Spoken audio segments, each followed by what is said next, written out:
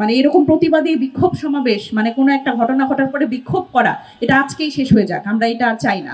রাজনৈতিক সমস্যা রাজনৈতিকভাবে আমরা ডিল করতে পারি, কিন্তু সামাজিক সমস্যা যেখানে কোনো দল নাই, মত নাই, সবাই আমরা একসাথে এক কথা বলছি যে আমরা আমাদের নিরাপত্তা চাই, আমরা নাগরিক নিরাপত্তা চাই। সুতরাং এই যে নাগরিক নিরাপত্তা চাওয়ার জায়গাটা, এটার আসলে একটা প্ল্যাটফর্মে আমরা যদি বিভিন্ন দল মতের মানুষকে একসাথে করতে পারি, সেইখানে আমার মনে হয় যে সেই আওয়াজটা যেরকম আমরা অনেক দূর পর্যন্ত পৌঁছাতে চাই, এবং আমরা আসলে চাই না যে এই জায়গাটা দীর্ঘায়িত করতে, কারণ আমরা চাই যে ধর্ষণ বিরোধী নাগরিক নেটওয়ার্কের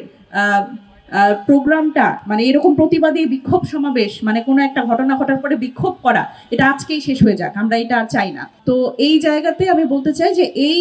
ধর্ষণ বিরোধী নাগরিক নেটওয়ার্কটা যেহেতু একটা সামাজিক প্ল্যাটফর্ম, আমরা বিভিন্ন রাজনৈতিক দল হতে পারি, বিভিন্ন সামাজিক সংগঠনের হতে পারি, কিন্তু আমরা একসাথে এসে জানেও আমাদের এই সামাজিক সমস্যাগুলো নিয়ে কথা বলতে পারি, এই জায়গাতে আমরা যাতে আসতে পারি, সেই কারণেই এই ধর্ষণ বিরোধী নাগরিক নেটওয়ার্কটা তৈরি করা। এটার উদ্যোক্তা আসলে আমরা সবাই, আপনারা এখানে যারা আছেন সবাই এটার উদ্যোক্তা, কিন্তু একজনের তো আসলে ইনিশিয়েটিভটা নিতে হয়, সেটা হয়তো আমি নিয়েছি। এবং এখানে এটা জরুরি না আমার রাজনৈতিক পরিচয় কি, এখানে আমার পেছনে যারা বসে আছেন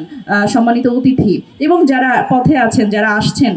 এখানে যুক্ত হতে, তাদেরও রাজনৈতিক পরিচয় মুখ্য না। তাদের সবচেয়ে বড় পরিচয় হচ্ছে আমরা এই নিপীড়নের বিরুদ্ধে আওয়াজ তুলব, এবং এই আওয়াজটা জারি রাখা দরকার। এবং আমি মনে করি যে সরকারের পক্ষ থেকে অনেক কিছুই করা হচ্ছে, কিন্তু যেটা করা হচ্ছে না যে সামাজিকভাবে জিনিসটাকে ডিল করা। সরকারের জায়গা থেকে সরকার সেটা করার একটা দাবি আমরা করব, এবং আমাদের জায়গা থেকে আমরা প্রত্যেকে হয়তো এই ধর্ষণ বিরোধী নাগরিক নেটওয়ার্কের মাধ্যমে আমরা সামাজিকভাবে সামাজিক সচেতনতামূলক কর্মসূচি হোক, বিভিন্নভাবে আমরা আসলে সারা বাংলাদেশে এই যে সামাজিক সমস্যা, সামাজিক ব্যাধি হয়েছে,